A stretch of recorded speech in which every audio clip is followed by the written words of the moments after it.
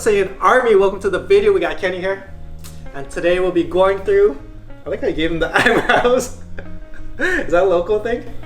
Me? I don't think I've ever. I don't seen even know it if on I YouTube. did it. Yeah, you did. You did. It's subconscious. Anyways, today we're going to be going through Kenny's diet, macros, cardio, the whole shebang, where Kenny will make the real gains and results. Well, on top of the workout, slowly but surely, that's going to come down. Are you going to do that every video? Yeah. Dude, imagine when you get abs and you do that. Bro, that's why it's going to be the sickest transition.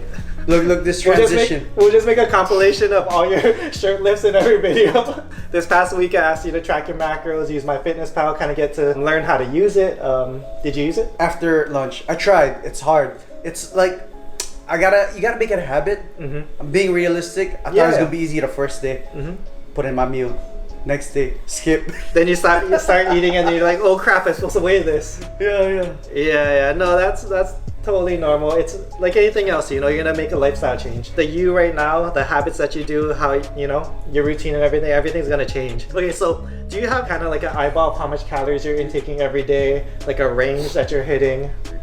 I would say 22 to 27. I noticed that, let's say if I accidentally skip breakfast, I start getting hungry later on. I don't snack. I stopped snacking though, but I'll eat rice, extra rice. That's your snack? Yeah. Okay. Well, I mean, fats are where a majority of your calories are gonna kill your calories, you know? The problem is a lot of people, when they do snack, it makes it even worse because calories are 9 calories per gram of fat and carbs are 4 calories per gram of carb. You can eat literally twice as much carbs as you could fats, you know? And that's where people go overboard on their calories, is when their fats start hitting, you know, the 70, 80, 100 plus threshold. Since you average around 2200 to 2700, did you also weigh yourself every day? Not every day. Okay. I kind of fluctuate because I would go swimming, I would hit the sauna. Oh, I see. And you go sauna at nighttime? Yeah. Oh, okay, so you wake up with a lower weight just because you're probably dehydrated too? Yeah. What was your like average weigh-in? 197. So what I'm thinking is we'll put your calories around 2,500 calories. So this is how flexible dieting works. There's a couple of rules that you're gonna have to hit, okay? So the first rule is at least 2 servings of fruits and vegetables daily, okay? So I don't care if you're shoving spinach in your omelets, broccoli, whatever your favorite vegetables are. I mean, ideally you want to try and change things up. You don't want to be eating the same vegetable over and over and over again. But if you're someone that doesn't eat vegetables at all, you know, just get started somewhere. So the second rule is fiber. Another thing that you're going to track on MyFitnessPal is your fiber. Let's say your calories are at 2,500. And let's say you're only hitting 15 grams of fiber per 1,000 calories. Then that's about 37 grams of fiber, 40 grams of fiber a day. What is a banana? Banana's only like a few grams of fiber. All right, and the third rule of flexible dieting is I want you to work to stay within 5 grams of all your macros. So since you've been intaking about 2,200 and 2,700 calories a day, we're gonna kind of just meet you right in the middle at 2,500 calories. If you're starving after week 1, then your coach is doing something wrong. Hey, y'all better be doing this with me. Yep. All right, so here's your starting macros: 300 carbs, 65 fats, and 200 grams of proteins. Stay within 5 grams of all your macros, so you can go to 295 carbs, 305 carbs, you know, 5 grams within everything. Don't worry about the calories. Calories are often rounded, so the calories might fluctuate, so don't worry about that. Just focus on hitting your macros each and every day. And yeah, just keep that consistent. All right, so the last step is cardio. So currently, how much cardio did you do this past week? I've been doing 30 minutes after our workout, and I've been swimming too. Okay, so how many workouts did you do this past week? 5. 5? Okay, perfect. We're gonna keep those 5 days. We're gonna put you on, like I said in the last video version of my same power building program. You're gonna watch your strength go whoop, and everything else go whoop, ideally. We're gonna cut it down just because your cardio is super high and there's like no way to add any more cardio. Plus, you're gonna be in a deeper deficit because we're getting your diet on point and your workouts are probably, the volumes will be a little bit higher than probably what you're used to. So instead, we're gonna drop the cardio to 2 sessions a week, just 300 calories. Wait, drop the cardio? Yeah, so 2 sessions, 300 calories. And it will be going up, just not yet. Okay. So I'm gonna be traveling. I don't know if that would be a problem. So what I tell people is just do your best to track, you know, look up restaurants that are nearby, look up eateries that are nearby, you know, if there's a Chipotle nearby, even better. Wait, you know? what?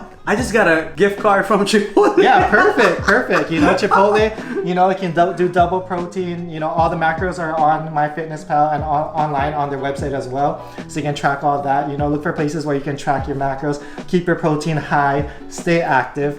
And on top of that, just do your best to get your workouts in. You know, look for gyms nearby, or if your hotel has a gym. What I do when I travel is I do like maybe an hour and a half, quick workout. You know, I just superset everything, get a good pump. Anyways, as far as supplements go, are you taking supplements right now?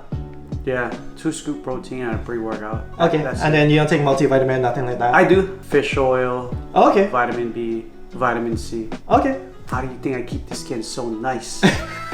That's what I recommend, bare minimum. Multivitamins are everyone's preference. There's no studies that show that they're 100% recommended or anything. I do feel the difference though. But yeah, if you like multivitamins, then feel free to take on fish oils. Very studied, and I always recommend fish oils. Yeah. Just make sure it has EPA and DHA in them. Okay, so check that when you go home. We will be getting you on a fat burner probably later on as we get deeper into your cut. Some things that I've been taking mostly as like a caffeine / pre-workout is Gorilla Mind's A2 AM. I'll take that in the morning. It has about 150 milligrams of caffeine. On some days where I feel like I'm dragging, or if I'm going to do cardio in the morning, I'll take this pre-cardio. They also have their fat burner, the PM. Will it mess up with my metabolism? Not like I have any metabolism anyway. No, fat burners are actually, their goal is to enhance your metabolism or increase your metabolism. Is it temporary? Yeah, I mean like anything else, you know? And the last thing, this is something that I don't recommend for a majority of people, but just because I know what you do and I know how you are, Gorilla Mind came out with this thing called Gorilla Shroom. So basically it helps boost energy, creativity, gives you some endurance. You want to keep your creative and your mental acuity up, and then you want to keep your energy up, because I know you take lots of caffeine. When we start the fat burner as well too, I want you to start monitoring your caffeine, just because there will be 150 milligrams in these pills as well. So if you take that plus pre-workout, I probably wouldn't recommend any more caffeine throughout the day. All right, so lastly, Kenny had a bunch of questions that he's been wanting to ask me. So we're just gonna do a little Q&A. So when I start tracking my calories and my macros, will my metabolism like get faster? Yeah, ideally, a lot of people do see their metabolism increase. One, because you're getting more active. A lot of people that I train, sometimes they're only working out 2-3 times a week, but when you increase it to 4 or 5, you know, their body starts ramping up, their metabolism starts ramping up again, just because they're more active throughout the day. You know, they're burning more calories. And 2, most people aren't eating adequate amount of protein. Protein is harder for your body to digest, so it burns more calories just breaking it down. So you will see calories being burned just by that fact, just by increasing your protein. Recently, I noticed I have a problem with taking my protein after I work out because I get hungry, I want to eat real food.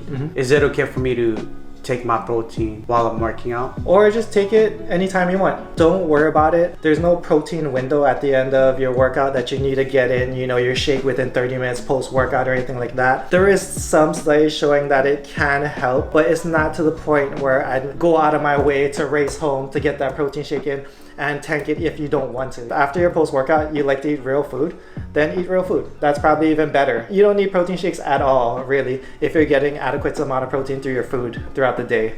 When I ask you, oh, how's your diet? You're like, I'm not really strict. How do you stay like so lean? Like, you're leaner than everybody else. I mean, I know you do this for a living, but like you're doing something right. So the first thing I'm gonna say is it's just habits. I've been doing this for so long. Like, I track macros every single day for I think like 2 years while I was on YouTube. I would do like full days of eating, but it wouldn't just stop there. I'd be tracking every single day. And I think that's when my physique was also at its leanest and best. Like, I was the strongest I ever was. I was the leanest I ever was, you know, everything combined.